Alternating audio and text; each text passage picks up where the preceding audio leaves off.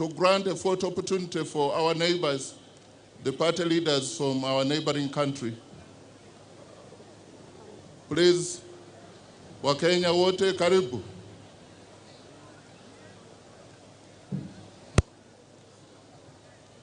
Put your hands together again, make the Kenyan brothers and sisters welcome.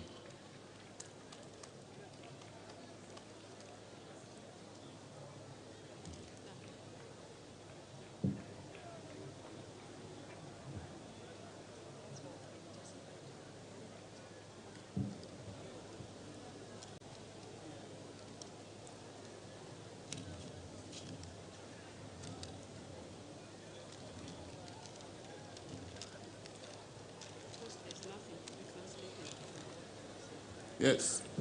As they take the photos, I want to thank the ministers, the members of cabinet, and the MPs, especially the ministers who accepted to officiate. Honorable Bright, Honorable Nifa, Honorable Iskavoyo,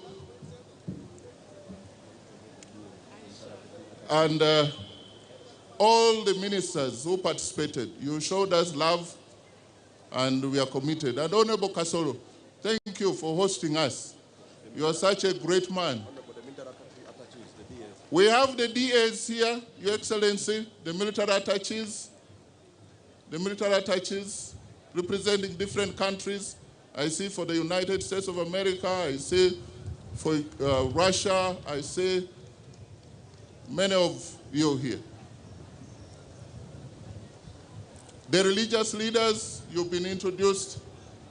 Your Excellency, after listening to join it, Your Excellency, us as political leaders in the ministry, we work closely with the leadership of the army. And we want to thank the CDF for the very kind words and remarks you've made. Ugandans are comforted that this country has a CDF and who is in charge. The only thing I would say, all of us should guard and protect the achievements of the NRM without fear or favor. The propagandists are ready to downplay what the 44 years means to us. Your Excellency, you sacrificed with your few friends. We could not see what is happening now in Uganda if it was not for that sacrifice 44 years today. You took the risk to stage an armed struggle with less equipments.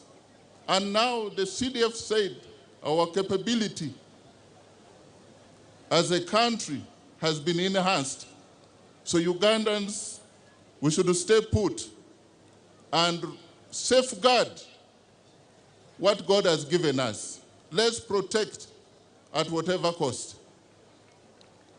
Your Excellency, I want to take this opportunity to now invite you to speak to a very waiting audience. Basebo ne banyabo tusaba tulage okwagala kwa Ferry President wuyo ajja okwogerako gye tuli. Era katusabe Honorable Cherine Haruna Kasolo okubanga ajja ku muzindaalo okuvuunula Oweekitiibwa President ng'agenda okwogerako gye tuli. Akalulu n'engalo biriwa? Bannabuddu essanyu eryaffe erya bulijjo liriwa? Bannakyotera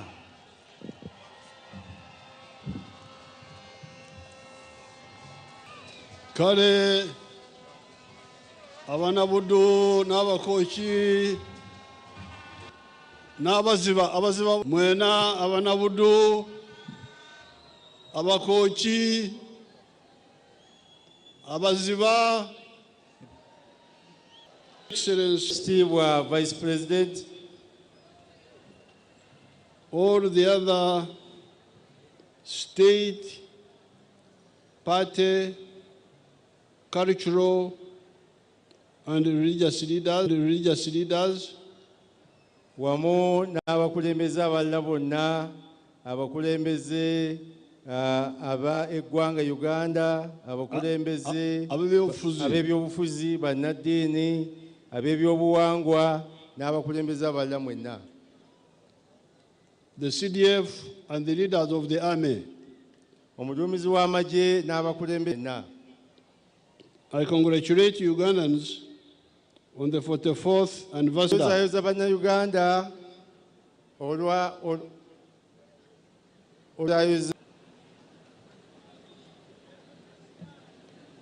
I congratulate the combat.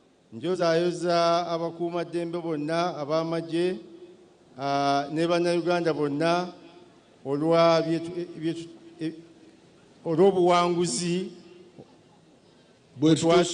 bwetutuuseeko okuva olw'okutuuka olunaku lwa leero.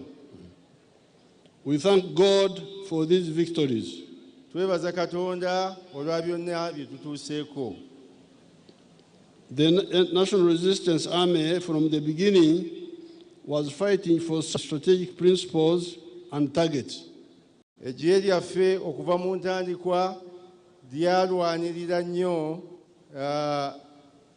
ebigendererwa, endowooza n'entegeka.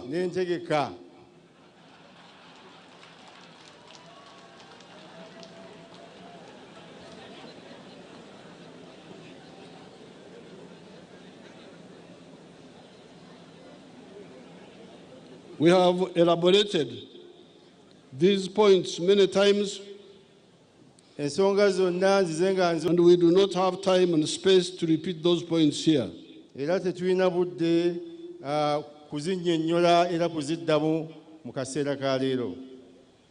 Suffice it to assert that our philosophical, ideological, and strategic stand kikulu nnyo okutegeera nti ensonga ezo zonna nga bwe tuze tuzinnyonnyolako has enabled Uganda to be peaceful all these years.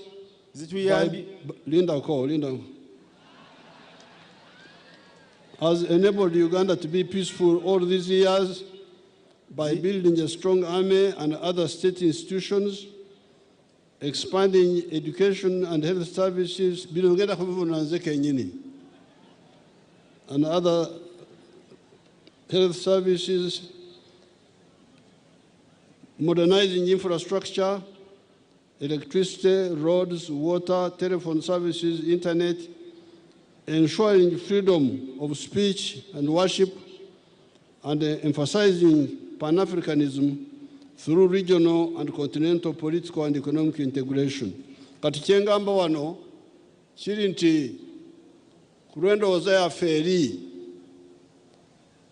gye twatandika nayo kisobozesa Uganda mu myaka gino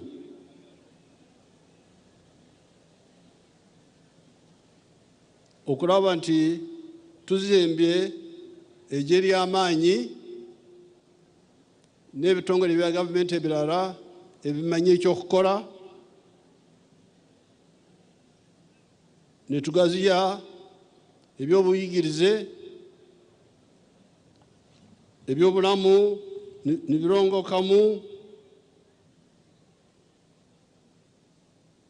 ne tutumbula infrastructure ng'enguudo n'amasanyalaze n'amasimu, ate ne tuleeta eddembe ly'omuntu okwogera ky'ayagala n'okusinza nga bw'ayagala. That was the summary in that one. President mumukubire mu ngalo olw'ensonga ezo zonna ze tutuuseeko nga bw'azibambise mu kwogerako. But I need to apologize to the people of this area. This area we used to call it Kibumbiro, this area. Naye ntwala omukisa guno okwetondera abantu b'ekitundu kino. Ekitundu kino twakiyitanga Kibumbiro. Up to the Kajala River, which is in Tanzania. Okuva ekitundu kino kyonna okutuukira ddala Kajala River ekiri mu Tanzania. We have done many roads in Uganda. Tukoze enguudo nyingi mu Uganda. But the people in the planning ministry had made some mistakes. Naye abantu mu ministry ye finance ne planning badde bakolamu ensobi. Even works. Ne ministry y'ebyenguudo n'emirimu. They build new roads and forget old ones. Badde bazimba enguudo empya ne babanga beerabira enkadde. Nga beerabira enguudo zaffe enkadde. That's how this road from Masaka to Mutukula deteriorated until they came in when it was a bit late. Kyobola abantu oluguudo baffe okuva e Masaka okutuuka e Mutukula lwasebengerera mpaka lubazze okulukola nga lumaze okuggwa ku mpagala. We have now told them very clearly that consolidate the old roads before you add the new ones. Katumaze okubalambika n'okubawa ebiragiro nti banyweze enguudo zaffe nga bakola ku nguudo zaffe enkadde ate oluvannyuma banaakola ne ku mpya. But now this road from Masaka to Mutukula is not very long. I know it. It is 53 miles. Kaakati oluguudo okuva e Masaka okutuuka e Mutukula President alumanyi bulungi si luwanvu nnyo lulina mayiro 53. 53, Your Excellency. Now it had gone into a bad situation. Kati lubadde lwasereba nnyo lwasebengerera nga lufiiridde ddala. And our people are now working on new roads going to other places. Kakati abantu babadde nga bayita ku nguudo empya kugenda abantu baffe mu ministry y'ebyenguudo n'emirimu ne finance babadde batadde ssente ate mu kukola enguudo empya ne beerabira enguudo enkadde nga luno Masaka Mutukula. That scattered planning we have stopped it. Kakati enkola eyo ey'okubuukabuuka Pulezidenti yagiyimirizza. Consolidate the old and add the new. Abalagidde banyweze ezo ze tulinawo enkadde ate oluvannyuma bagatteko n'empya. As a consequence of all this, kakati mu bino byonna bye tugenda okufunamu okuva mu bino byonna, although we still have a lot of work to do, nenkubadde tukyalina emirimu mingi gye tulina okukola.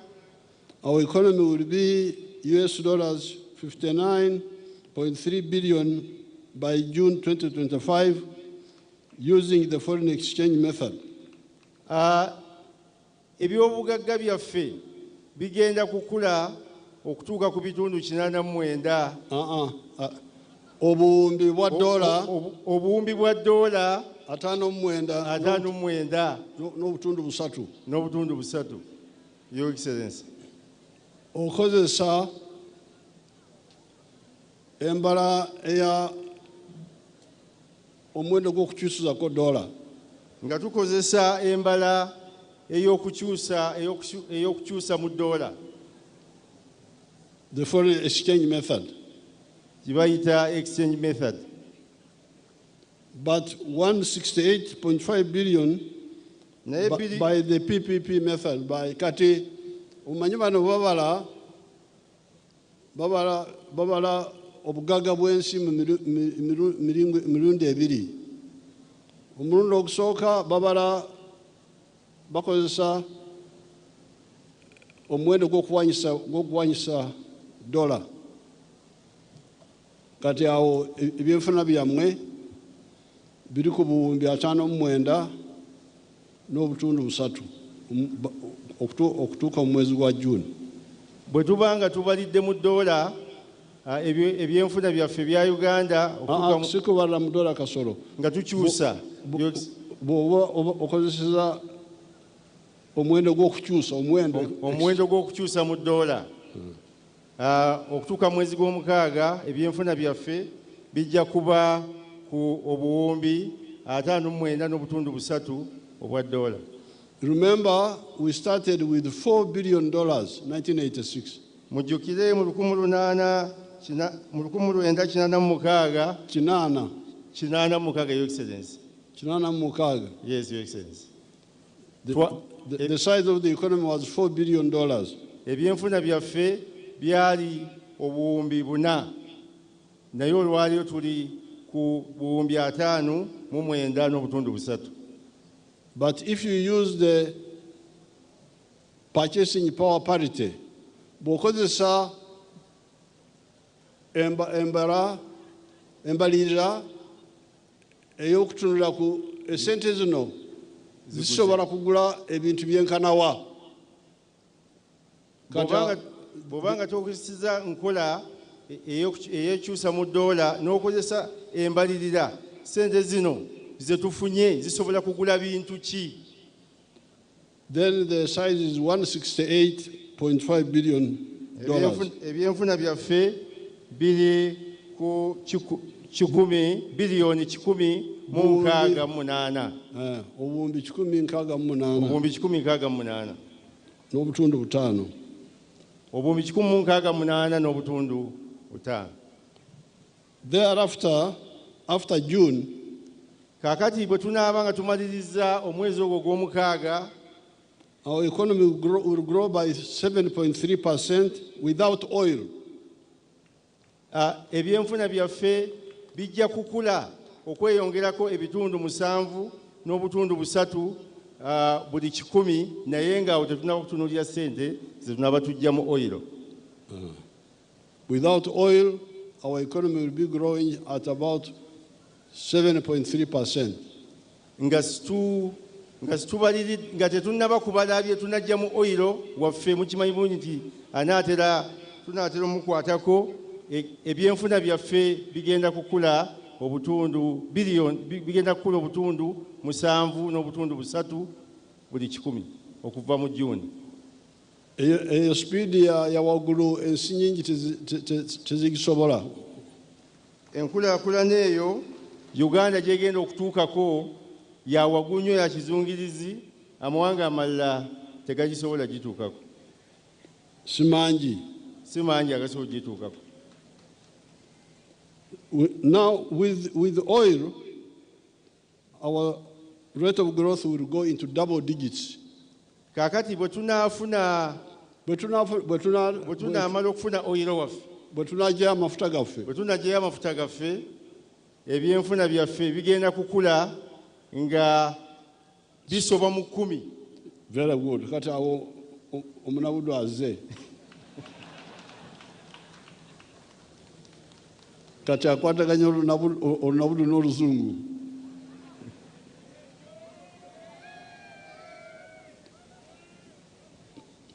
So with the oil, our economy will be growing more than 10%.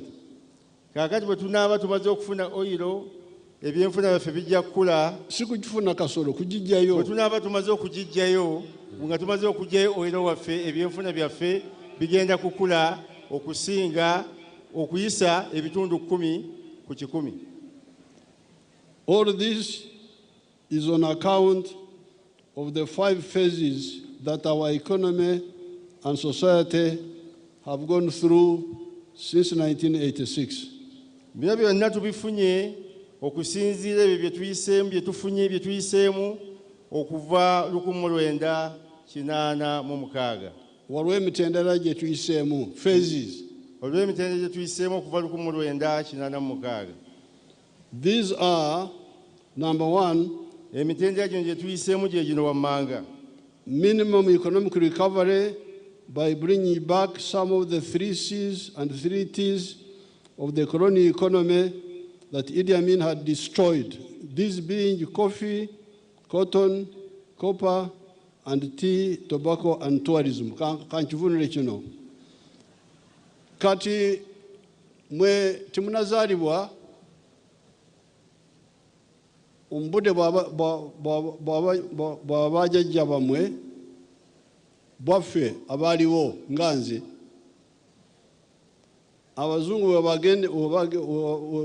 baviira wano baali bagamba nti ebyenfuna bya Uganda byali biyimiridde ku magulu 6. Amagulu 3 cha C, amagulu 3 ta T. 3 C's, 3 T's.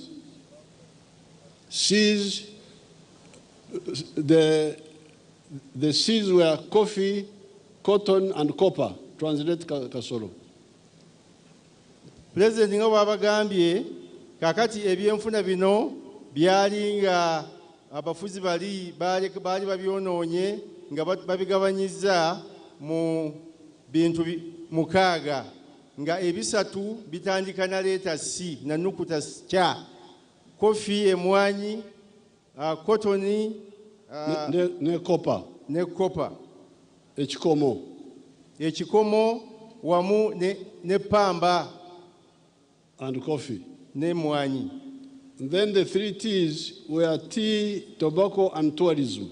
Kakati T esatu, ta esatu, nga mwemuli taaba, tobacco, ate n'ebyobulambuzi, tourism. And chai.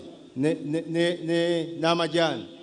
Tea. Now, so this is how the economy was before Amin came in.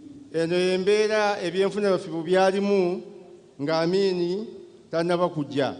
When Amin came, he destroyed all these except coffee and tea remained limping on. Amin bwe yajja mu buyinza ebintu bino byonna bye yasangawo yabyonoona okuggyako emwanyi n'etaaba. Bibyasigala biwenyera. Ebyo bye byasigalawo nga biwenyera nga babikolera ku mutindo omutonotono. So therefore, when we came, that's what I'm saying. Phase 1 was to restore this small economy of the 3 C's and the 3 T's. Noekyo President bwe yakwata obukulembeze bw'eggwanga lino yalina okuzzaawo bino Idi Amin bye yali ayonoonye, taaba, emwanyi ne kopa, ate era ne amajaani, ebyobulambuzi awamu ne taaba. Then second phase was to expand this small island because these 3 C's and 3 T's were affecting only very few people in the country. Omutendero gw'okubiri President gwe yaddako kwe kw'okulaba nti agaziya abantu bonna bye basobola okukola kubanga bino 6 byali biyamba abo bantu batono. It was helping only 9% of the homesteads by 1962. Ku maka 10 bino byali biyambako bisobola kuganyulwamu amaka 9 gokka mu mwaka gwa 1962. Amaka 9 ku 10. Amaka 9 ku 10 ye gali gaganyulwa mu taaba, mu mwanyi, eby'omukaaga. Kati, so now Amin had destroyed them. Naye Amin yali amaze okubisaanyaawo ng'aleseewo taaba ne mwanyi naye nga nabyo bimaze okusereba. So phase 1 was to bring back whatever we could bring back. Omutendero gwasooka President ne banne balina okuzzaawo ebyo ebyali bisoboka okutaasaako kw'ebyo 6 ebyali bisoboka okuddawo. Second phase was to expand. Omutendero gw'okubiri kugaziya. That's why the coffee now we are at 9 million bags. We used to be at 2 million bags. Kaka kyova olaba nti kakati emwanyi tuli ku emiliyoni z'ensawo ze tuproducinga kati nga Uganda emiliyoni 9 nenga twali ku miliyoni 2 ez'ensawo. Tea were at 23 million kilograms 1970. We are now at 160 million. Kakati g'amajaani twali ku miliyoni 27. Miliyoni 23 mu 1970. Kakati tuli ku miliyoni 10. So that's what I mean by restore but also expand. Ekyokiba President kyategeeza bw'abagamba nti mukuume muzeewo ate era mugaziye. Now, phase 3 is diversify the economy. Kakati phase ey'okusatu ate yalina okukyusa n'okugattako ebintu ebirala ebisobola okuyamba enkulaakulana y'ebyenfuna byaffe. In the colonial times, Ugandans did not know that maize was a cash crop. Mu biseera by'abafuzi b'amatwale, Bannayuganda baali tebamanyi nti okulima kasooli, nti ekirime kya kasooli nakyo kivaamu ssente. Fruits are cash crops. Era nga tebatwalanga kulima bibala nti mulimu ogusobola okuvaamu ssente. That fish was a cash product. Nti era n'ebyennyanja nabyo byali bisobola okuvaamu ssente. That's why there was not a single factory on Lake Victoria for fish processing. Kyova olaba tewaaliwo factory yonna yali esobola kuteeka mutindo ku byannyanja Lake Victoria. There was only a small factory on Lake George called Taffmark. Waaliwo ka factory akatonotono kamu ku Lake George akayitibwanga Taffmark. They did not know abesembabule nti amata gammwe. They did not know that milk is a cash product. Abalaalo b'Essembabule ne wala yonna lyantonde nawa baali tebamanyi nti amata nago gasobola okuvaamu ssente. So many bananas, owamu n'amatooke, beans, n'ebijanjaalo nabyo bisobola okuvaamu ssente. peas, n'ekawo, vegetables, awamu n'enva endiirwa oba n'ebituyita ebivaavava, flowers. ebimuli nabyo bisobola okuvaamu ssente. So we have commercialized all these products. N'olwekyo bino byonna Oweekitiibwa Pulezidenti atugamba nti abifudde ebirime ebisobola okuvaamu ssente era nga bitundibwa nga byattunzi. You people here in Karangala, you know the palm oil. Mu abantu wano abali wano ab'e Kalangala mumanyi ekinazzi. So that was phase 3. Kati eyo phase yali yakusatu oba mutendera ogwokusatu. Now phase 4 omutendera ogwokuna is adding value. Kwe kussa omutindo oba okugattako omutindo kwebyo ate bye tuba nga tukoze oba nga tulimye. We have been trying to wake you up. Oweekitiibwa Pulezidenti abadde agezaako okutuzuukusa from selling. The best example would be to sell amabide, to sell beer making bananas without making beer yourself. Oweekitiibwa Pulezidenti abadde agezaako okutuzuukusa tuve mu kutunda ebintu nga tetubigaseeko mutindo. Ekyokulabirako kyabawa abalima embidde muleme okutunda embidde nga temuzikamudde kuziggyamu mwenge. Temuli kibalo gwe alimya amabidde okugaguza omuntu omulala yaba asogola omubisi yaba akola omwenge ate yaba akola kali akabatira ddala kali akimwongerako. Oweekitiibwa Pulezidenti agambye tekikola makulu era tekiviiramu ddala ssente gwe okulima embidde zo ate n'oziguza oli n'agenda n'azisogolamu omwenge ate ye n'agenda oluusi n'aggiramu ddala nakali kawalagi akatera okubatta. Kati abo bagambye nti oba olimya embidde zisogole ogyemu omwenge okole byonna ebyetaagisa ofune omugaso mu mabidde go. Ekyo mukiwulidde.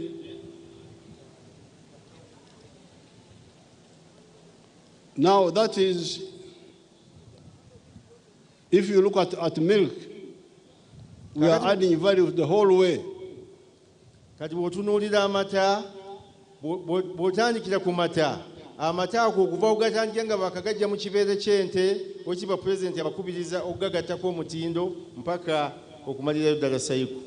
About Twimbi, Mutulage, the product, if you have it, the products of milk, if you have them. Kurutimbi, kumanga zindi musomesa kati. Abali ku lutimbe oba video Oweekitiibwa President yagambye mutekeko engeri y'amata nga mutulaga biki ebiva mu mata okuva ku bitandikirwako mpaka ku nkomerero. Oba temulina.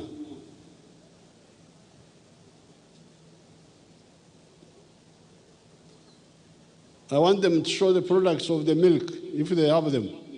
President yagambye ayagala abantu bano babalage ku lutimbe ebyo byonna ebiva mu mata nga bagongeddeko omutindo.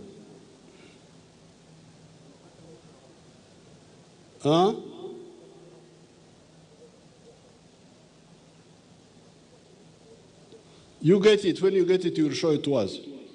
Kale mu kiseera kino bayinza okuba nga tebeetegese. President yabalagidde bakanoonye bakafune bwe banaakafuna bajja kumutegeeza basobole okukabalaga.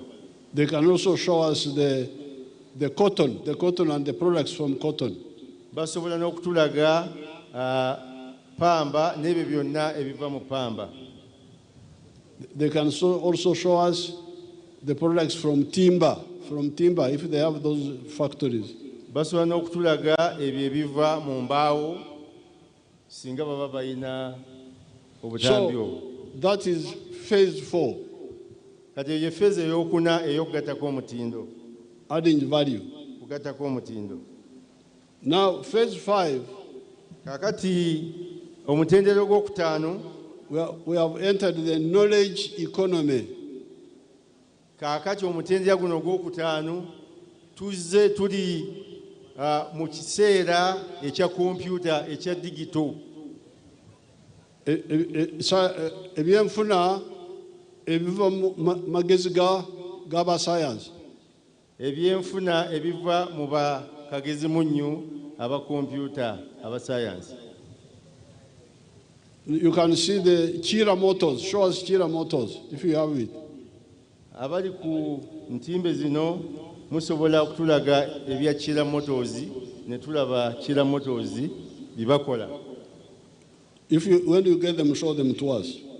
Bwe munaaba mwetesitesi bulungi mujja kubitulaga. The vaccines. Eddagala erigema endwadde ez'enjawulo. We have discovered, our scientists have discovered the vaccine against ticks. Bannasayansi bazudde eddagala erisobola okugema ebisolo ne bitakwatibwa ne bitalumibwa nkwa. We are going to commission it very soon. Era ekkolero lino oba eddagala lino Oweekitiibwa President agenda kulitongoza mu kiseera ekitali kyawala. This was by NARO, our NARO group. Okunoonyereza kuno n'okuvumbula kuno kwakolebwa ekitongole kyaffe ekya NARO ekya Agriculture. But also some scientists. Naye nga beegattidde wamu ne bannasayansi abamu. No, separately.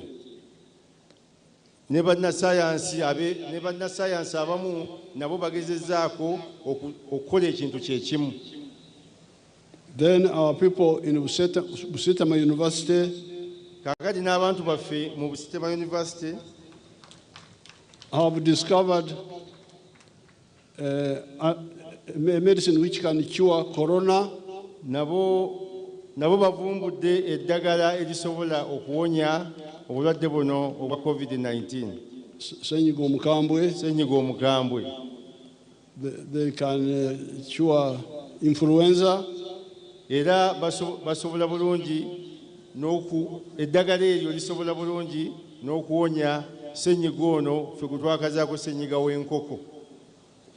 And also other viruses. Ate era n'endwadde endala ezireetebwa obuwuka obutalabika butasobola kulaba na maaso go. There is a group called Kazeire Herbal Medicine. I think these are from Mbarara. Waliyo ne gurupu eyitibwa Kazeire Herbal Medicine, ndoza be bakola kaziire eri Mbarara. They have also discovered something similar.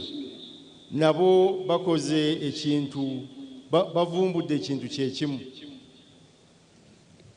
The people who took these medicines recovered 4 days earlier than those who were using other medicines. Abantu abakozesa eddagala lino baawona ennaku nnya ng'abakozeseza liri ezzungu bo tebannaba kuwona. Mu nnaku nnya bano baali bawonye. And now some of our friends were playing around with us. Mikwano gyaffe abamu baali bagezaako okulemesa enteekateeka eno. Wanted to build a laboratory where you can kill, because traditionally our medicines kill the viruses or the bacteria, what they call in vivo, in the human being. Oweekitiibwa President agambye waliwo abantu abaali bagezaako okugootaanya enteekateeka eno kubanga waliwo abantu baffe abaali bavumbudde okuba nti waliwo obuwuka obusobola okutta endwadde. Omuntu abantu ne bawona naye bali abaweereza eddagala tebakebedde eddagala eryo likola litya. So we needed a lab to do that. So Oweekitiibwa President agamba kyali kyetaagisa okuteekawo ekkeberero okulaba nti tukutuuka ku kintu ekyo. What they call in vitro. Osooka n'otta obulwadde mu laboratory mu kacupa mu ka test tube n'olaba nti obuwuka bufudde, then eddagala n'olutwala mu muntu.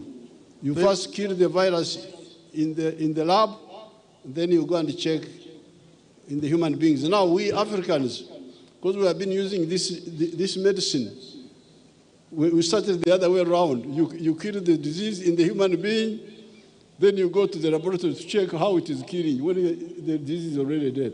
President yatugambye nti kyali kyetaagisa okuteekawo laboratory nga obuwuka buno basooka ne babugezeseza mu bulwadde nga buli mu kacupa. Obuwuka ne butta obulwadde buli, bwe bumala okubutta ne balyoka babuteeka mu bantu. Obuwuka bwe babuteeka mu bantu ne buba nga busobola okulwanyisa obulwadde. Ffe Bannayuganda kye tubaddeko tubadde ate tutta bulwadde okusinga okutta obuwuka. Omala kutta bulwadde ate n'olyoka ogenda mu laboratory bakkebere. Kubanga abantu baffe, our people have been using these drugs without scientific analysis, but they have been working. Abantu babadde bakozesa eddagala lino erivumbuddwa naye ng'abakugu baffe bannassaayansi tebalyekennenyeza bulungi nga bw'abagambye kaziire n'ebirala, naye ng'eribadde likola wadde nga babadde tebannaba kulikakasa bannassaayansi bano. But now we wanted a laboratory to do this. Ne kati Oweekitiibwa President agambye nti twali twetaaga okufuna wetugezeseza eddagala lino oluvannyuma abantu tusobole okubakkiriza. And some of our friends were playing around with us. Abantu abamu baali bazannyisa era nga bagezaako okugootaanya enteekateeka eno nga bagezaako okutulemesa oba okulowooza nti tuli serious. But you people, our children have studied, now they have built their own lab themselves. Naye bantu mmwe abaana baffe basomye era bafuuse bakugu Bannayuganda era kati beezimbidde laboratory eno ku lwabwe bennyini nnyini. Now what had worked against corona in people has now been tried in the lab and it works perfectly well. Kaakati eddagala libaavumbula abantu baffe era ne liwonya abantu baffe abaali balwadde ssennyiga ono omukambwe nga terikebereddwa. Kaakati bannassaayansi era abakugu balitutte mu kkeberero ne baligezesa era balabidde ddala ng'eddagala lino lya mutindo. Batuzimbidde ekkeberero. Era batuzimbidde ekkeberero. Abaana abaffe. Yes, Your Excellency. Era ngenda kubawa omudaali. Era abaana baffe President agenda bawa omudaali olw'enkulaakulana eyo gye batuusizaako wano mu Uganda. N'akasiimo akamatiza. Era agenda kubasikako naye mu ngalo abawa akasiimo okusiima ogwo omulimu gwe bakoze. Era bannasayansi bange bonna abavumbudde ebintu ngenda kubawa akasiimo. Buli munnasayansi alinako kyavumbudde era nekikakasibwa ajja kufuna akasiimo okuva wa pulezidenti. Ngenda kusaba olukusa maama ne Muhoozi n'abaana bakkirize ntunde ku nte zange mbawa akasiimo. Agenda kusaba maama Janet Museveni awamu ne Jeno Muhoozi n'abaana abalala bamukkirize atundeko ku nte za famire afunemu akasente asobole okuwa abantu bano akasiimo mu mbeera y'okubasiima. So we must congratulate our people. So n'olwekyo tuteekeddwa okuyozaayoza abantu baffe. Our university people and some factories are now manufacturing most of the diagnostics we need. Abantu baffe abali mu matendekero ag'enjawulo ne mu factories ez'enjawulo bakoze eddagala erisobola okuwonya endwadde ezisinga obungi. Okukebera.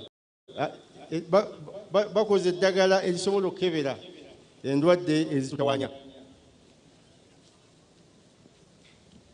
We are self-sufficient in sanitizers. Sanitizers.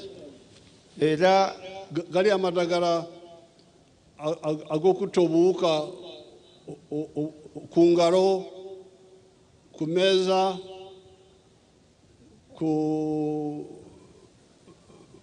abantu gye batuula ku ntebe. Eddagala eryo sanitayiza gwe muwanyi obulungi ate era ng'akolebwa mu kantu kali akava mu mbidde. Pulezidenti abagambye likakasiddwa era nga likolera ddala bulungi. Okiba pulezidenti aba vidiyo bali ready. Aba vidiyo kale mutulage.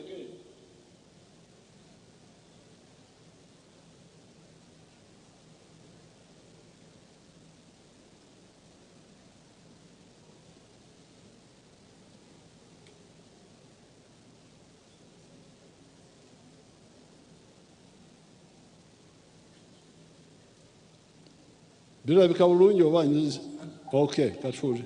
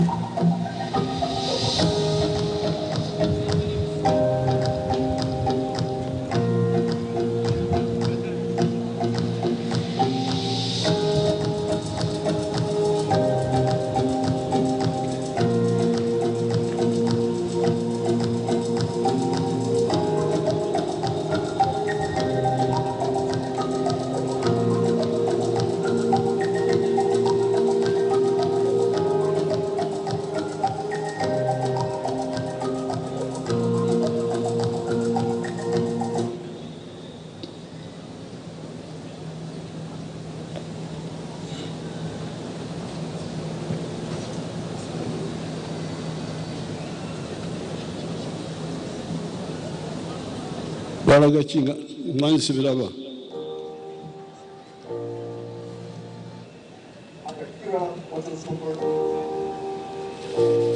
Okay, Kira Motors. Okay.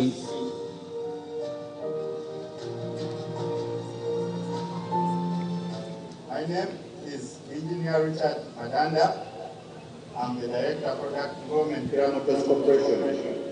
We are the Kira Vehicle plant located in the Jinja Industrial and Business Park in the Jinja district. The Kira Vehicle plant is on a piece of land of about 100 acres. We are setting up facilities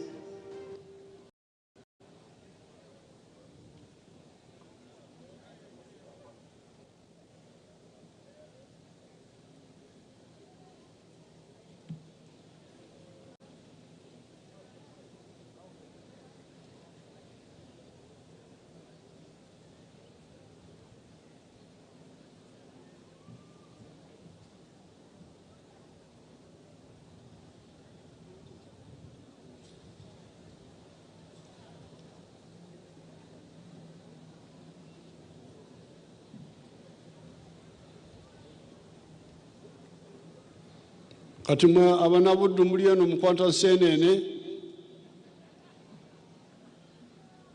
temumanyi nti abaana bammwe ejjinja bakola motoka.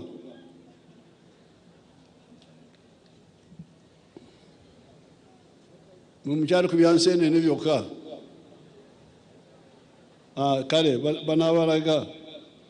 So the face masks, gloves, all are being manufactured here. Gloves ne mask ezo teeka ku mimwa byonna bikolebwa wano. Nawe kiba president ne Masaka eno ku nseenene twavaawo tuli nnyo ku mmwanyi era tukwebaza nnyo. Emmwanyi ngenda kuzituukako. Yes, Your Excellency. People have now started manufacturing digital gadgets such as computers, calculators, electricity and water meters. Kakati abantu baffe wano batandise n'okukola computer, obuuma bwa kalimagezi, computer, mita z'amasannyalaze, calculator n'ebirala. Our people have designed solar-powered water pumps, and we are now at the stage of mass production. Abantu baffe era bavumbudde era batandise okukola busola obukozesa bupampu obukozesa amaanyi g'enjuba obufukirira, era kaakati president kyaliko kyakulaba nti bafuna obuyambi okusobola okulaba nti babukola mu bungi ddala. The dye farmer group in Matuga are now at the manufacturing stage of 30 different drugs such as antibiotics, etc. Ekkolero eriri e Matuga erikozesa amata. President atugambye nti kati amata gano bajjamu products ez'enjawulo, ebintu eby'enjawulo bingi mu mata. No, they are making 30 different medicines. Bakolamu eddagala lya bika 30 eby'enjawulo. Some of them antibiotics. Erimu eddagala lino lituyambako likolanga penicillin. Likolanga penicillin. This is not to forget the work of Chira Motors, whom we have showed you here, that are making electric buses and cars, or to forget the manufacturing of electric motorcycles in the country. Tetwerabidde abakira Motors abakola emmotoka zino z'abalaze ezikozesa amaanyi ga waya z'amasannyalaze okutambula nga tezikozesa mafuta. Now, you people of Kyotera, I was flying over. Kakati bannakyotera mwe abantu bannakyotera bannabuddu president yabadde ali waggulu mu helicopter. And I landed at some place some kilometers away. Era agudde mu kifo ekimu kilomita ntono nnyo okuva wano. You have grown some coffee. I'm happy with that. Mulimye emmwanyi, mwebale nnyo, mwebale eddala okulima emmwanyi bannabuddu, mwebale nnyo, mwebale eddala. Era president musanyufu olw'ekyo. But you don't weed the coffee. President abagambye emmwanyi azirabe zirimu omuddo, temuyonjezza nnimiro zammwe. You don't mulch. Temubika mwanyi zammwe, temubika nnimiro zammwe. And I would like us to encourage irrigation. Okiba president agambye nti ayagala okutusikiriza okulaba nti tukozesa okufukirira enkola y'okufukirira ebirime byaffe emmwanyi zaffe n'ebirala. If you do that, you will get much more value from this coffee.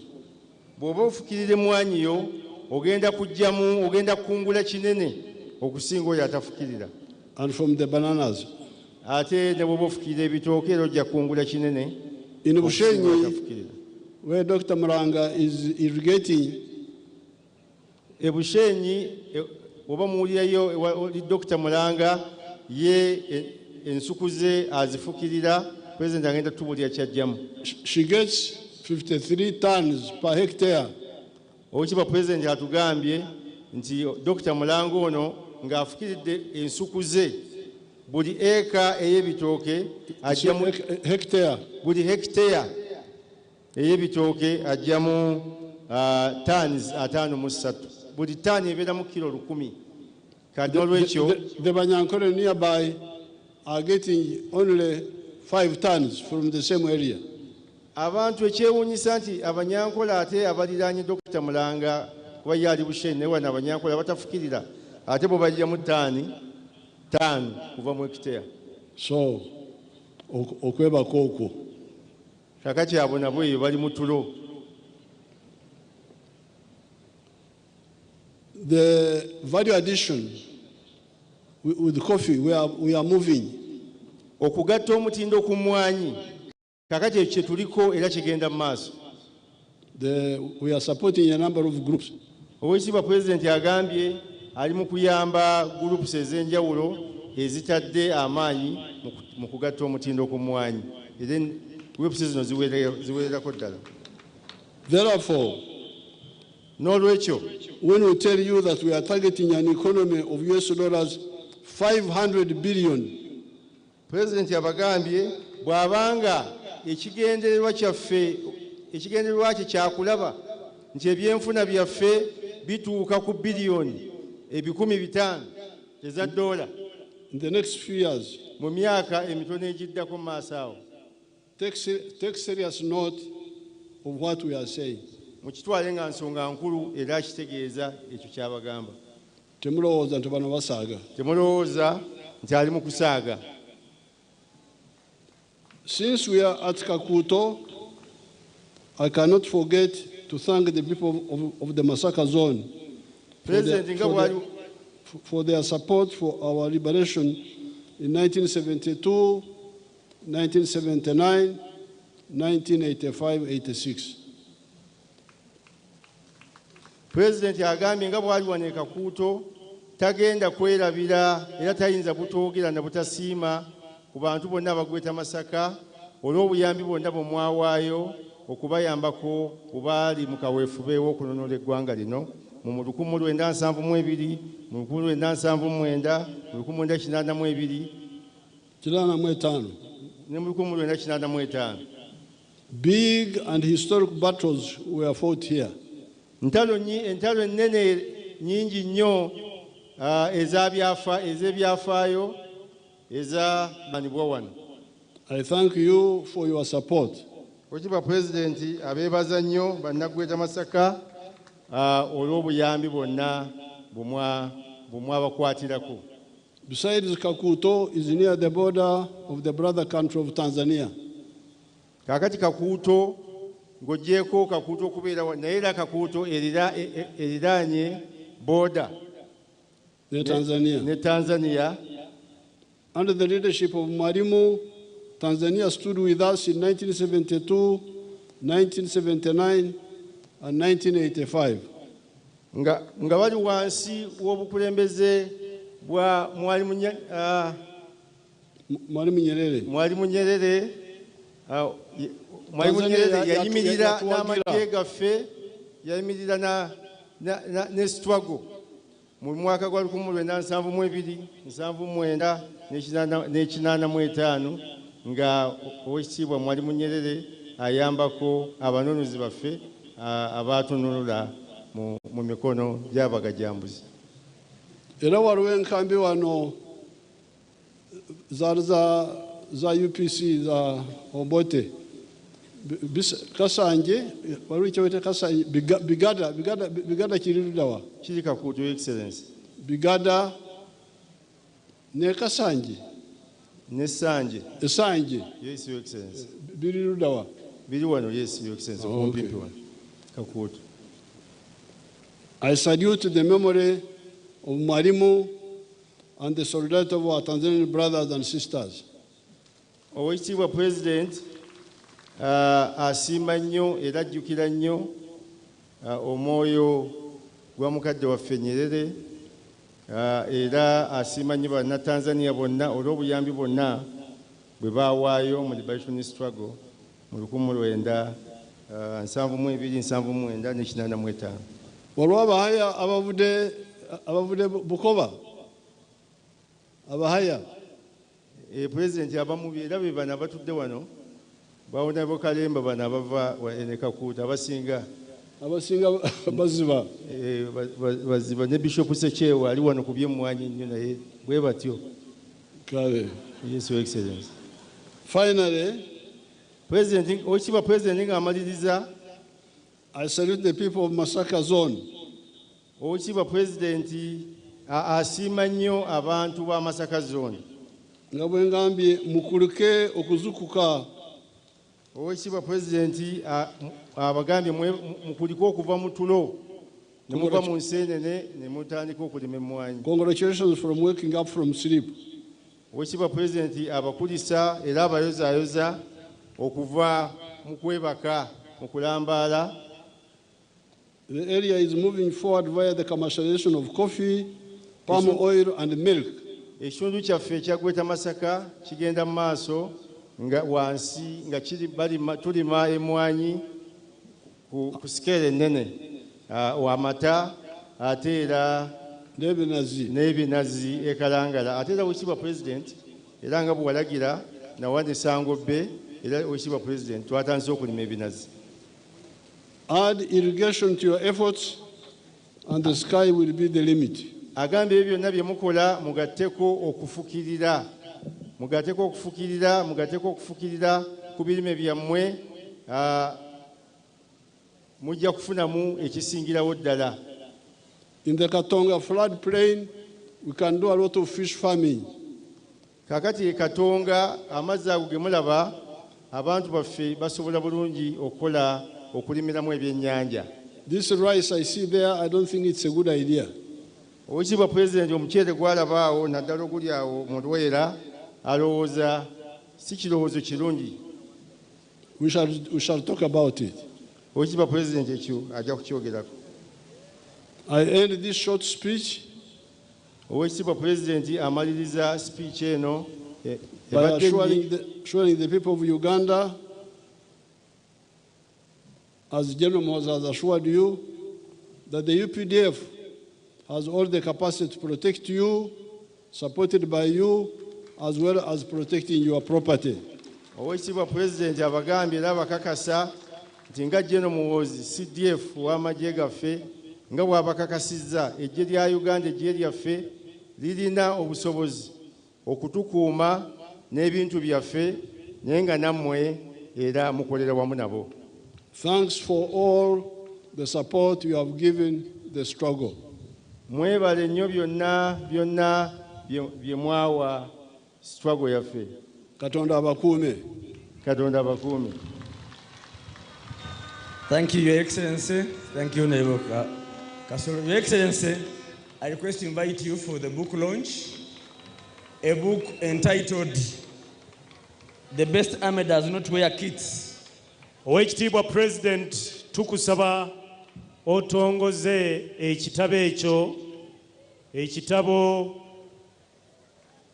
So I invite Dr. Pio Lawyer, the ekitabo kino ekyawandiikibwa mutabani waffe Munnayuganda Dr. Opio Oloya. Your Excellency, the book, I could summarize it this way. Oweekitiibwa President, ekitabo kino tuyinza kukifunza tuti. Dr. Oloya says, Dr. Oloya mu bigambo bye agamba bw'ati. In July 2018, nti mu mwezi gw'omusanvu 2018, I spoke to the late General Eli Tumwine about my desire nayogerako n'omugenzi omulwanyi Eli Tumwine ku kuyayaana kwange to learn more about the Bush struggle from a historical who was still alive at the time. Okulaba ng'abaako mu bufunze byampisizaamu ku byafaayo by'abalwanyi abakyali abalamu. He agreed to tell the story and he made an appointment to meet. Afande Eli Tumwine yakkiriza emboozi eno yagimviira ku ntono. Subsequently, kyaddirira, I reread your book, Sowing the Mustard Seed. Wattu nenziramu Oweekitiibwa President n'ensoma akatabo ko, and I met veterans of the struggle when I sat down to analyze the treasure of information I had gathered, it became apparent that the best way to present the research was a lesson from which all could learn. Oweekitiibwa President, okuva mu katabo kaako Mustard Seed oba ensigo ya kalidaali wattu najjamu bingi ebinnyambye okuba nga mpandiika mu kitabo ekyo ky'otongoza. The 10 lessons of the success of the NRA and the subsequent transformation into the UPDF offers endless possibilities anywhere across the world. Tujja kubifunza lumu. The lessons are beneficial to any form of startup, a student starting a senior secondary, a young entrepreneur thinking about business, big corporation planning on expansion. All could learn from them. I will not go over all the lessons, but we will mention a few. And Your Excellency, I invite people to access that book. A few copies have been distributed around. They can read for themselves and benefit from Dr. Opioloya's collection. Basebo ne bannyabo ebikulu ku katabo ako ekisinga oyina kukagula n'okasoma kali mu kuyitayo eyo. Baara DC ne baara CC kirasi monita wammwe Dean Mama Justin Mbabazi labanga baara DC batwala katabo ako. Your Excellency, allow me to congratulate Dr. Opioloya for being so keen about the achievements the UPDF and the NRA before it have made. He has been to Somalia to read what we do there. He has written a book about our operations. Now this is another one. Uganda should take interest. Oweekitiibwa President Kiriza twebaze Dr. Opioloya ku lw'okugoberera entambula ya Uganda n'agendako ne Somalia eyo mu ddwaniro okulaba biki UPDF byekolayo ate nadda n'abituteera mu buwandiike. Mwe bannaffe abatudde wano mukimanyi nti kyatuwandiikibwako Abafirika nti oba olina kyoyagala okutukweka kiteeke mu kitabo. Kale nno okwewala ekyo Dr. Opioloya atulengeza biki ebikolebwa era biki ebituli mu maaso gye tulaga okusinziira ku UPDF gye tujje weeri nawa wetulaga. Congratulations, Dr. Opioloya. Dr. Opioloya tukozaayoza okuwandiika si kwangu. Abamu research atulemesa masters ne tuzisomera myaka 10. Your Excellency, allow me now invite the Master of Ceremonies for the Chancellery to present awardees for the medals to be awarded today according to your approval, sir. Oweekitiibwa President, ate tukkirize tuyite agenda okulungamya engaba y'emidaali ekitundu ekiddako. Basebo ne bannyabo gye muli bannayuganda, bannakyotera gye muli, bannamasaka gye muli, bannalwengo abatambudde ne bannalwengo gye muli, bannaraakayi gye muli abaze ne Honorable Javira Semwanga, bannamubende abatambudde ne Honorable Kabanda gye muli eyo, Greater Masaka NRM mobilizers gye muli, ate Greater Masaka Tax Drivers ne Operators Association. Kale katulabe emidaali.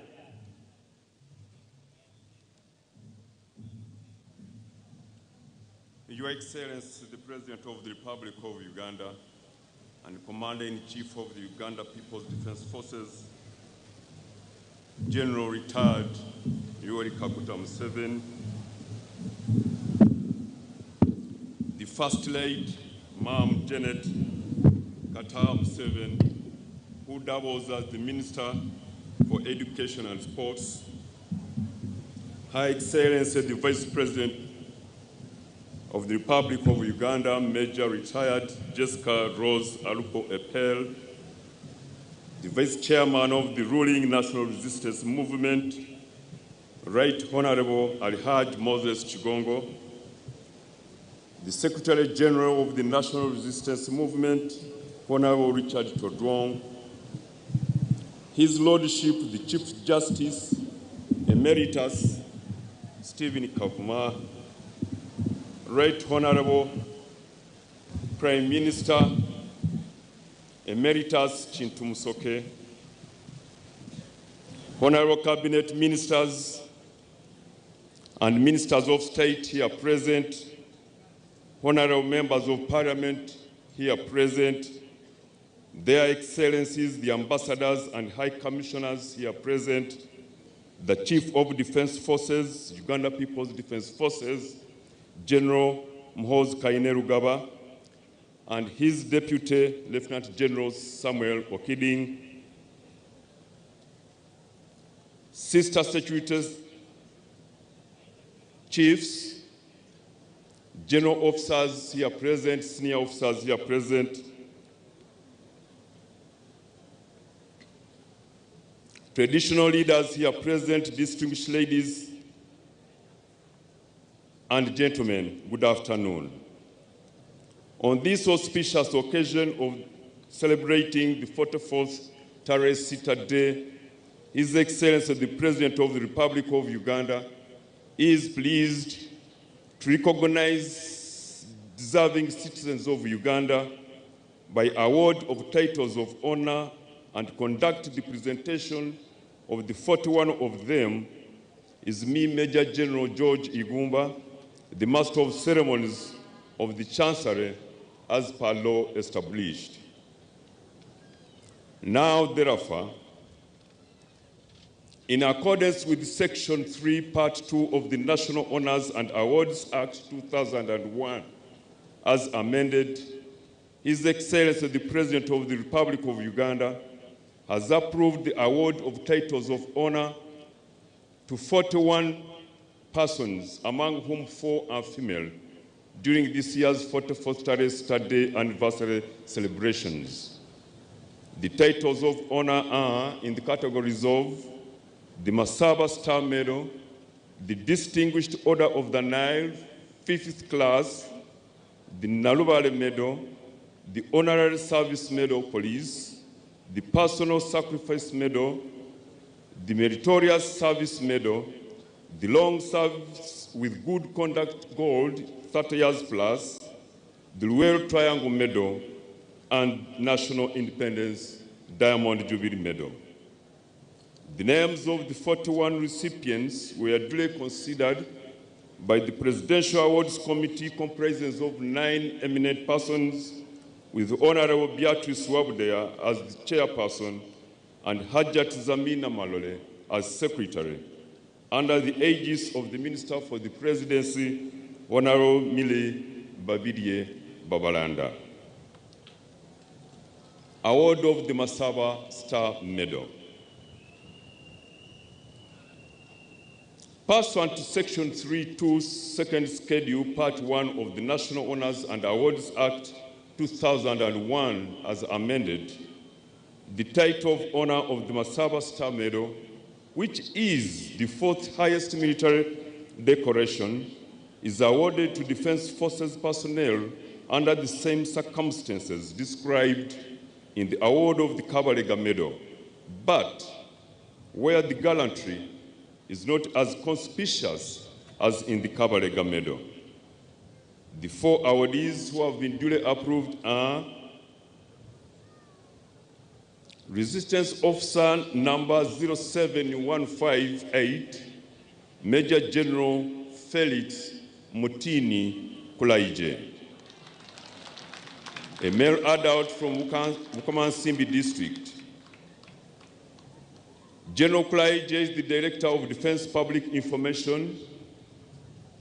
He holds a postgraduate diploma in strategic studies, a Master of Arts in Economic Policy and Planning, a Bachelor of Arts in Education, all of Makerere University. He enlisted into the National Resistance Army on 20th July 1989 during the tumultuous period marked by insurgencies in the north, east, West Nile, and cattle rustling in Karamoja. Over the years, he served in various capacities, including but not limited to platoon commander, aide-de-camp, liaison officer, directing staff, director of information, battalion commander, deputy spokesperson, and chief political commissar. In addition to his military roles, Major General Klaije represented the Uganda People's Defense Forces in the 10th Parliament of Uganda. Next is Resistance Officer number 05625, Brigadier General Cyrus Jebe Kunda, a male adult from Isingiro district, who was compelled to join the People's Protracted Struggle in September 1985 after pursuing formal education at Makobere, where he earned the East African Certificate of Education, and indeed attaining the East African Advanced Certificate of Education in 1978. He has held several notable positions throughout his career, including Division Commander, Rong, Division Engineer, Project Engineer, General Manager, Rural Industries, Deputy Officer in Charge, and now Joint Staff Engineers, Civil Engineers. Next,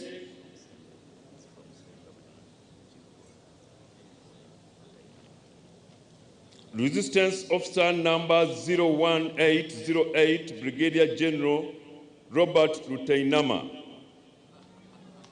male adult from Sembabule district. He joined the liberation struggle on 1st April 84 from Kasambia, Nakaseke district. He attended several military courses, including Officer Cadet, Peacekeeping, Military Police Level 1, and Battery Commander's course at Kalama, among others.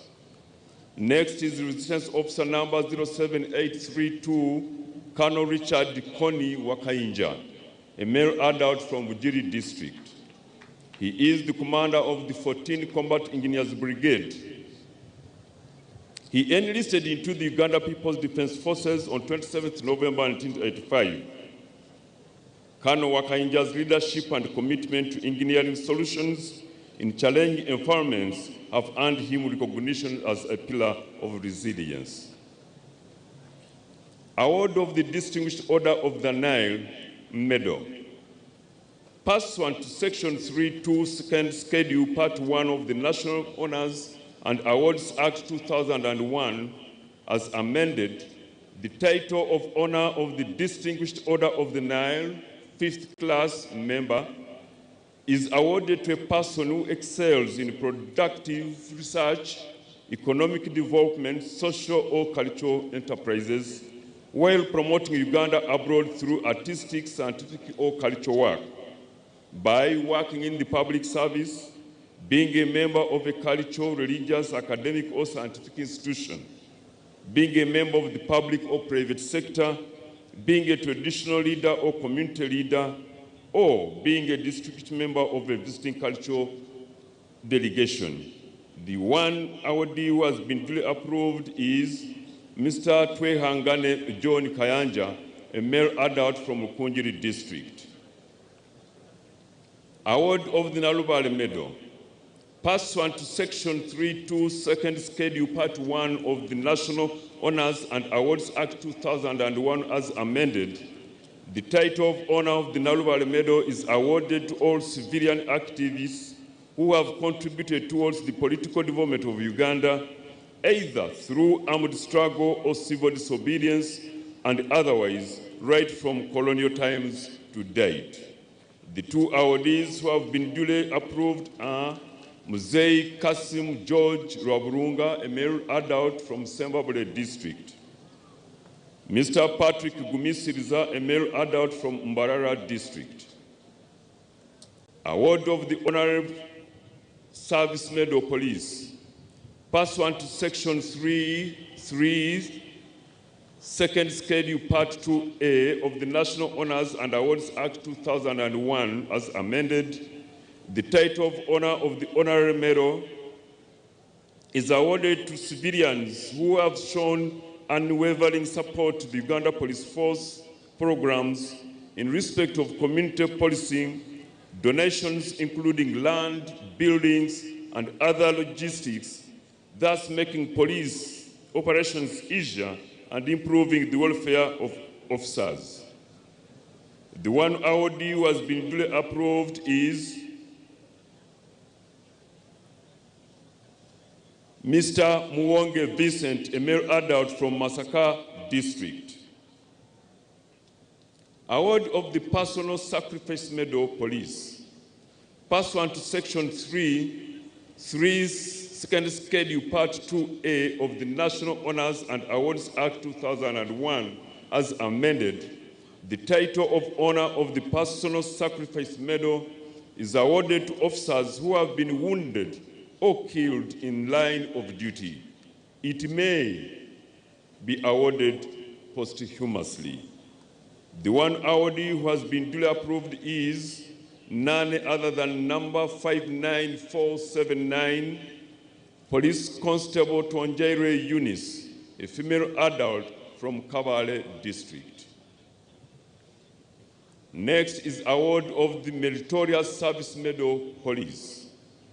Pursuant to Section 3, Second Schedule Part 2A of the National Honors and Awards Act 2001 as amended, the title of Honor of the Meritorious Service Medal is awarded to police officers for meritorious service, particularly in operations where initiative and meritorious behavior has made vital differences to the success of the operations. It is also awarded for acts of endurance and dedication. The two awardees who have been duly approved are number A/1255, Assistant Superintendent of Police Ada Jimmy Francis, a male adult from Arua District. Number 52203, Corporal Tabu CB Jimmy, a male adult from Gulu District. And now the award of the Long Service with Good Conduct Gold 30 years plus police medal. Pursuant to Section 3, Second Schedule Part 2A of the National Honors and Awards Act 2001 as amended, the title of Honor of the Long Service with Good Conduct Gold 30 years plus is awarded to officers with long service years with a clean and uninterrupted service to the force. The two awardees who have been duly approved are number O/1937, Commissioner of Police Orwenyi Amos, a male adult from Tororo District. Next is number 1163, Assistant Superintendent of Police Namukombe Justin, a female adult from Jinja District. Now, award of the Luelo Triangle Medal. Pursuant to Section 3.2, Second Schedule Part 1 of the National Honors and Awards Act 2001 as amended, the title of Honor of the Luelo Triangle Medal is awarded to any persons, military or civilian, who either joined the struggle or operated closely with the armed freedom fighters against dictatorships in Uganda from 1981 to 1986. The four awardees who have been duly approved are Resistance Officer number 00194, Major Vincent Mutebi Kyotera. May his soul rest in peace. He was from Bende District. Next is Resistance Officer number 00465, Lieutenant Retired Ibrahim Senabulia, a male adult from Kono District. Next is Resistance Officer number 02968, Lieutenant Deo Usubuga Kizito. May his soul rest in peace. He was from Kyotera District. Next is Resistance Officer number 02828, Lieutenant Godfrey Musisi Kakumba. May his soul rest in peace. He was from Kayunga District. Now, the award of the National Independence Diamond Jubilee Medal. Pursuant to Section 3.2, Second Schedule Part 1 of the National Honors and Awards Act 2001, as amended, the title of Honor of the National Independence Medal Diamond Jubilee is awarded to a person in recognition of outstanding service and loyalty to this country from 9th October 1962 to 9th October 2023, and who has championed and contributed significantly to the struggle for independence, or to a person who has continued to protect the independence of Uganda. And the 24 awardees who have been duly approved are Resistance Officer 08871 Colonel Yusuf Magero Buha, who is a male adult from Toro District. Presently is the Managing Director of Wazalendo Investments Single Member Company Limited. Colonel Yusuf Magero Buha enlisted into the UPDF on 25th June 1999 and commissioned on 3rd August 2001. He has attended several military courses, enhancing his leadership strategic capabilities. Colonel Magero has made significant contributions to both military and financial operations. Next is Resistance Officer number 08906, Colonel Regaba James, a male adult from Masaka City. He is now the commander of the UPDF Engineers Brigade. He holds a bachelor's degree in architecture of Jin University, China, and a master's degree Security and Strategic Studies from Makerere University. Next is Resistance Officer number 08928, Lieutenant Colonel Dr. Xavier Bakehena, a male adult from Ntungamo District. He enlisted into Uganda People's Defense Forces on 8th November 2001 and completed the officer cadet course at the Jinja Military Academy in 2002.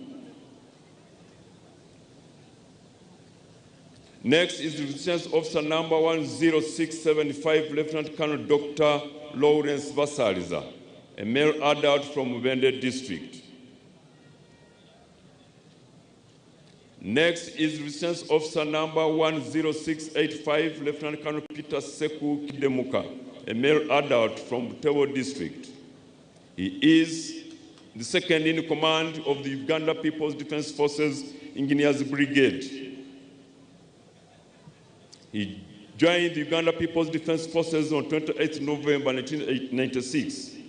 Over the years, he has held several appointments demonstrating exceptional leadership and engineering expertise.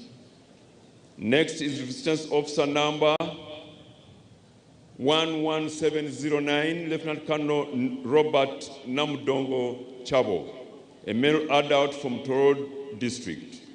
He is the commanding officer of 163 Construction Battalion. He enlisted into the Uganda People's Defense Forces on 23rd February 2008. Next is Resistance Officer number 08334, Major Dr. John Rusoke Tagaswire, a male adult from Chivale District. He enlisted into the UPDF on 27th June 1997. He began his military training at Kasen Training Wing and continued his education at the then School of Infantry in 1999. He boasts of being the first PhD holder in health sciences, forensic sciences in the Uganda People's Defense Forces. Next is Resistance Officer number 08705, Major Patrick Akoraje, a male adult from Mbarara District. He is the training officer of the Special Forces Group Command and commanding officer of the 154 Marine Battalion. Next is Resistance Officer number 09633, Major Patrick Ambaho, a male adult from Chirura District. He is the commanding officer of 3 Field Artillery Regiment, Special Forces Command, who began his formal education at Nshere Primary School.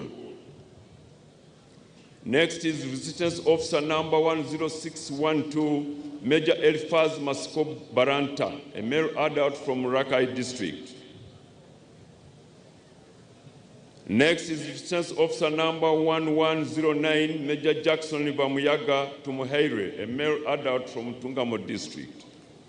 Next is Resistance Officer number 12659, Captain Ronald Kulumba, a male adult from Wakiso District. Next is Resistance Officer number 14321, Lieutenant Margaret Nachanzi, a female adult from Kampala District. Next on the list is Resistance Army number 120156, Warrant Officer Class 1 Tumweba Zedeo, a male adult from Kanungu District. Next is Resistance Army number 221291, Corporal Anguchia Loroa Stella, a female adult from Arua District. Next is Bishop Adran Dungu Chivumbi, Bishop Emeritus, may his soul rest in peace, from Rakai District. Next is Kada number 0612, Mr. Mirego Eddie, a male adult from Rakai District.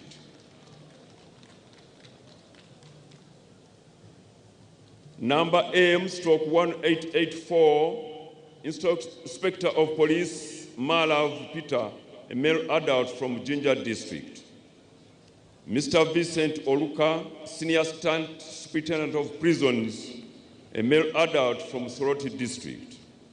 Mr. Charles Moses Ireget, Principal Officer 1, a male adult from Kumi District.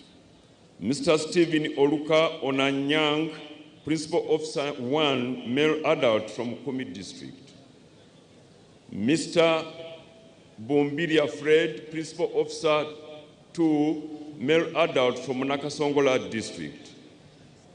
Number 6614, Chief Warder Grade 2, Ochamali Isaac, male adult from Zombo District. And the very last on my list, Your Excellency, is none other than Mr. Adam Mohammed Agada, a male adult from Wakso District. Your Excellency, that marks the end of my presentation. I thank you for your kind attention and indeed patience for God and my country. Thank you very much, Major General George Igumba. Your Excellency, I would like to thank you for the medal. I indeed feel elated. And actually, my children are in attendance. They are here to witness that decoration. Sir, nga omwagazi w'amaka n'ekitiibwa kyago afande Kraije omugole yeebazizza nnyo ow'ekitiibwa President olw'omudaali gw'afunye era n'amutegeeza nti mazima n'abaana bange taata weebali wano abazadde abali wano mwali mwebazizzaako olw'ekyo. Your Excellency, that marks the end of this year's Tarehe Sita celebrations. Era ssebo ow'ekitiibwa President okwo kwe kukomekkereza kw'emikolo egya Tarehe Sita egy'omwaka guno. May I have your permission to request for the anthems? Tusaba okkirize tuyimbe ennyimba eziggalawo. Era tusaba buli kinoomu oyimirire w'oli.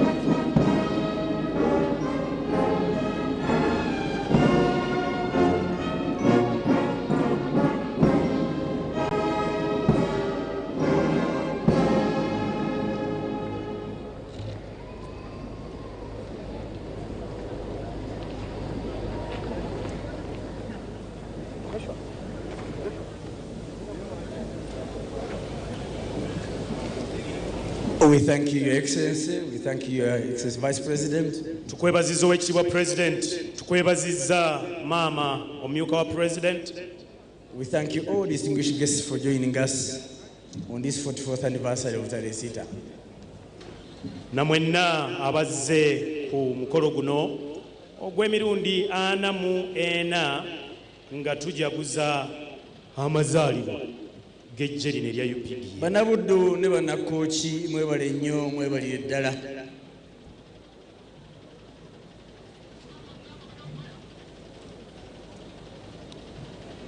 Abatulabira ku kanoni Gastalule Ntake mu mutwebalize ku lwa faamu gye yatuwadde ne tugisaawa yonna okukoleramu emirimu egy'emukolo guno. Mukyala Teddy Nalu ow'ekifo kino ate ne Haji Kajula weebale nnyo, weebalire ddala omulimu ogw'ettendo gw'okoze. Twagala okwebaza bannaffe aba Buddululo Coffee Growers Traders and Processors Association, Mukulu Suno Augustine Ssentebe batwebalize nnyo nnyini ddala. Twagala era okwebaza Buddu Nalongo Nansamba Nyabo President w'abasawo b'ekinnansi, weebale kuba naffe ate weebale kwagala President. Twebazizza nnyo bannalwakai, bannalwengo, bannasembabule, bannalyantonde, bannabukomansimbi, bannakalungu, bannakalangala, Masaka City, Kyotera etukyazizza, mwebale nnyo, mwebalire ddala.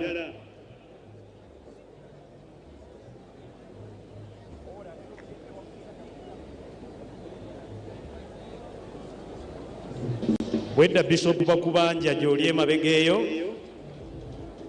ate ne Bishop Leonald Serwadda, mwebale nnyo, mwebale ddala, tubaagaliza olugendo olulungi.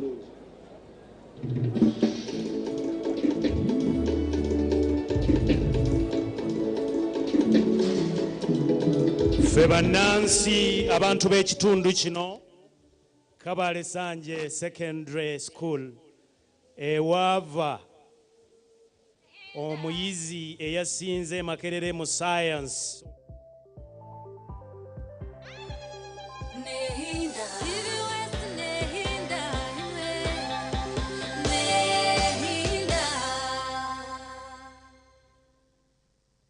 Best Money Expo 2025 kutandika n'ebiri 14